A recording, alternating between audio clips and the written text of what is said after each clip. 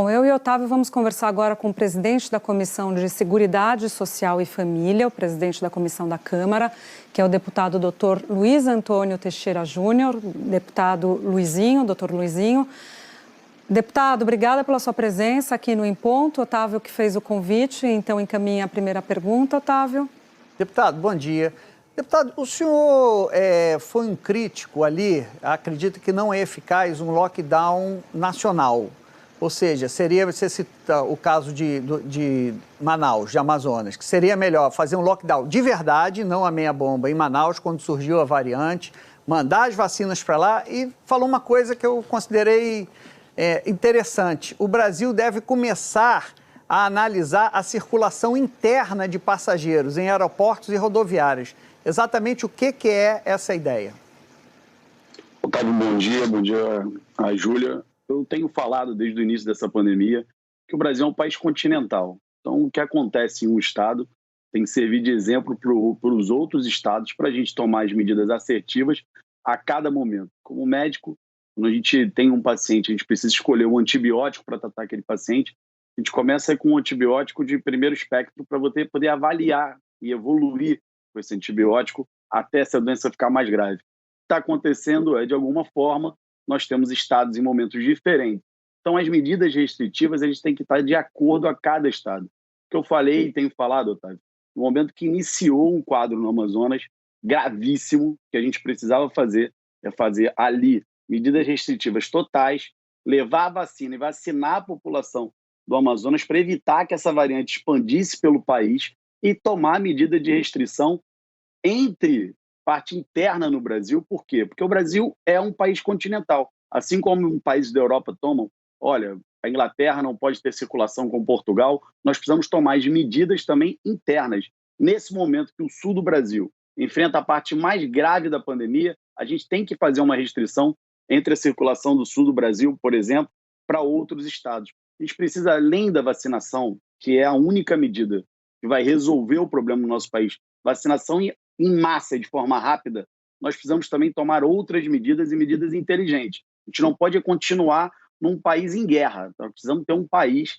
que se entenda, estejamos unidos, cada um tomando as medidas efetivas nos seus estados para cada momento e para cada situação. Eu acho que vamos trazer o exemplo que você acabou de falar aqui sobre o Campeonato Paulista no estado do Rio de Janeiro. Não vejo motivo para o estado do Rio de Janeiro acolher o Campeonato Paulista nesse momento.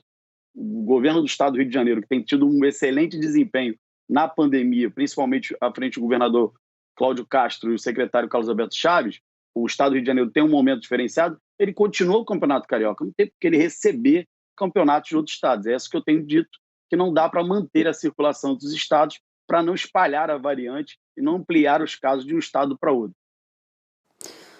Deputado, eu entendo quando o senhor fala que a gente não pode ter um clima de guerra e, óbvio, eu concordo com o senhor, o país tem que estar unido para enfrentar o mal comum que é o vírus. Ocorre que os governadores não estão vendo outra maneira de segurar essa transmissão se não for o isolamento. Não tentaram, a gente viu, desde o ano passado estão tentando. E o presidente continua bombardeando o isolamento. O que fazer diante de uma situação como essa? Júlia, cada governador que está à frente do seu estado, cada prefeito, foi decidido pelo Supremo Tribunal Federal, tem autonomia e deve tomar as medidas adequadas. Independente de pressão, independente da pressão do governo federal, independente da pressão da imprensa, cada governador tem que tomar a medida acertada. Ele olha a circulação viral no seu estado, ele vai olhar o número de leitos, ele vai tomar as medidas adequadas. Cada um vai tomar uma medida adequada para impedir a circulação viral. O que eu tenho falado é que nós precisamos de ter algumas outras medidas que não dependam só dos governadores, que a gente possa também ter uma redução da circulação interestadual para diminuir essa circulação, porque só assim a gente consegue conter principalmente o avanço das variantes, que tem um contágio maior, e para a gente não ter tanta população acometida no nosso país. Cada governador tem que tomar a sua medida. Isso não tem dúvida, e cada um tem um cenário diferente do outro. Sim, deputado, a gente sabe que cada governador tem que tomar sua medida e é justamente o que eles estão fazendo, né? Estão tomando as medidas. São Paulo, Rio de Janeiro, Rio Grande do Sul. Ocorre que as medidas não têm eficácia se o presidente não as abraça e não as defende. Se o presidente vai para a televisão criticar, falar que as medidas são ruins, que é ditadura no Brasil e tudo mais, as pessoas não vão seguir as orientações dos governadores, não vai ter eficácia. Qual a posição do Congresso, do Parlamento brasileiro diante desse fato?